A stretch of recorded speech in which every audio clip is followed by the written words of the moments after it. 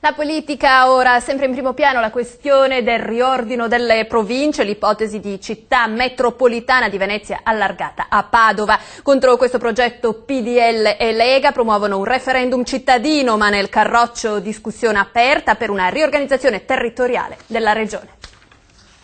Un referendum contro l'ipotesi di aggregare Padova alla città metropolitana di Venezia. Il Consiglio Comunale patavino aveva approvato con la maggioranza di centrosinistra una mozione, non una delibera ufficiale, favorevole al progetto. Contraria l'opposizione PDL Lega, che ora crea un comitato per la raccolta delle 5.000 firme necessarie al referendum locale. Non vogliamo diventare un comune o una provincia spezzettata sotto tutela veneziana, affermano. Si accende lo scontro politico istituzionale.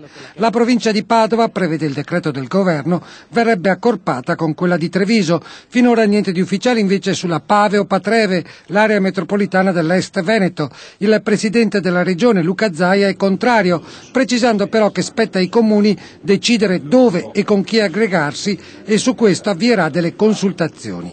Entro 60 giorni il decreto del governo sul riordino delle province verrà votato in Parlamento. Tempi stretti per eventuali modifiche. Il fatto è che le città metropolitane avranno più poteri e deleghe delle depotenziate nuove province, tanto che Flavio Tosi, sindaco di Verona, provincia accorpata a Rovigo, vorrebbe creare un'area metropolitana dell'Ovest Veneto, coinvolgendo anche Vicenza, e la Lega Nord e Liga Veneta, dopo un incontro pubblico ieri sera nel Trevigiano, ha affrontato il tema oggi pomeriggio in una riunione dei vertici veneti del Carroccio.